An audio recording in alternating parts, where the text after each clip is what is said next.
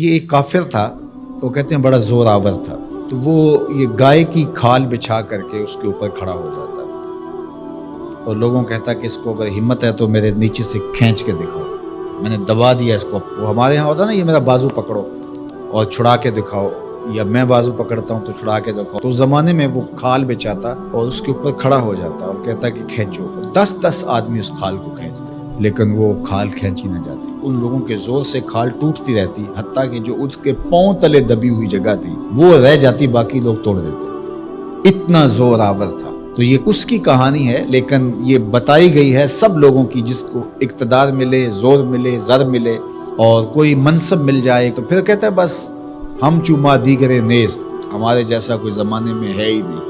اس نے کہا زمانے میں بندے دو ہی ہیں، ایک تو اور ایک میں۔ اس نے کہا اگر صحیح چھان نہ لگائیں تو میں ہی میں ہوں، تو بھی نہیں ہے۔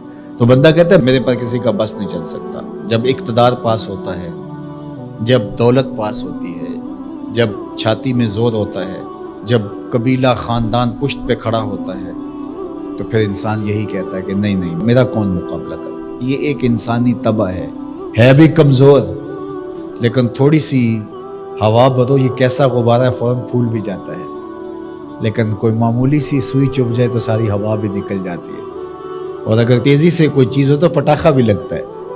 تو یہ غبارہ پھول جاتا ہے تھوڑی سی ہوا سے، تکبر کی ہوا سے، دولت کی ہوا سے، اقتدار کے نشے میں یہ پھول کے کتنا بڑا ہو جاتا ہے۔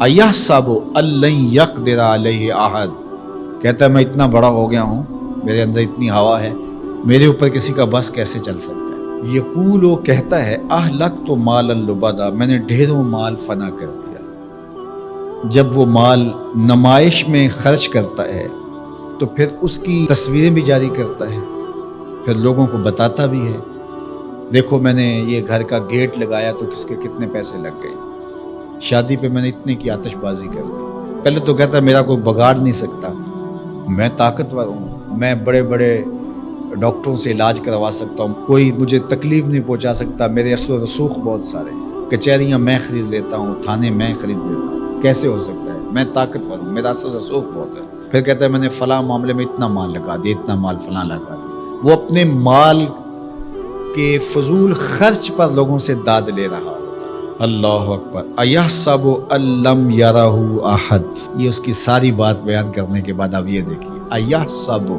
وہ گمان کرتا ہے، وہ بھول گیا ہے، فراموش کر گیا اس بات کو، أَن لَّمْ يَرَهُ أَحَدٌ، کیا اس کو کسی نے نہیں دیکھا۔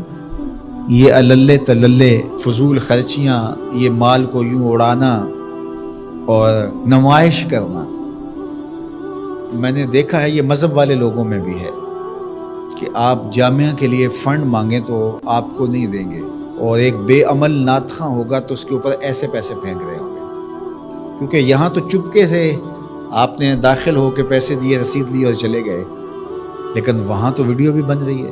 تو وہاں پھر انسان ایسے اڑاتا ہے خوش دلی کے ساتھ۔ وہ خوش دلی روحانی تسکین کی نہیں ہوتی، وہ نفس کی تسکین ہوتی، حظ روح نہیں ہوتا، حظ نفس ہوتا ہے۔ اگر اسلام کی روح اور قرآن کا مطالعہ ہماری زندگی میں آ جائے اور قرآن جو بتاتا ہے وہ ہم سمجھ جائیں تو زندگی نور لا نور ہو جائے، ہم پھر اللہ کی مخلوق کے لیے نرم دل ہو جائیں۔ کل اب جس طرح باپ بیٹوں کے لیے ہوتا ہے، اس طرح حضور علیہ السلام کی امت کے لیے ہماری شفقت ہونی چاہیے۔ فرمایا یہ ایک دیوار کی طرح ہے۔ اسلام کی تعریف کیا کی گئی ہے؟ مسلمان وہ ہے کہ جو رات کو 100 نفل پڑھتا ہے، مسلمان وہ ہے جو دن کو اتنے پارے ختم کرتا ہے، نہیں، المسلم من سلم المسلمون من لسانہ و یدہ، مسلمان وہ ہے جس کے ہاتھ اور جس کی زبان سے دوسرا مسلمان محفوظ ہو۔ تو کیا ہمارے ہاتھ سے، ہماری زبان سے دوسرے مسلمان محفوظ ہیں؟ آج ہم دوسروں پر کیچڑ اچھالنا اپنی ذمہ داری سمجھتے ہیں۔ آج کا سوشل میڈیا بھرا ہوا ہے دوسروں کے عیوب کو اچھالنے کے لیے۔ آج ممبر و محراب سے بھی مجھے معاف کرنا، جس طرح کے درس اور سبق دیے جا رہے ہیں، سچی بات ہے کہ وہ رسول اللہ کا دیا ہوا دین نہیں ہے۔ قرآن ہمیں بتاتا ہے تم ایسے بن جاؤ کہ تمہارا وجود نافع ہو، جدھر سے گزرتے جاؤ خوشبو پھیلتی چلی جائے، تمہارے انفاس کی مہک سے اجالے ہوں، تم فارمی چوزے نہیں ہو کہ ہر وقت اپنے ہی آرام کی تلاش میں رہو، تم لوگوں کو راحت پہنچانے کے لیے ہر وقت مستعد اور فعال رہو۔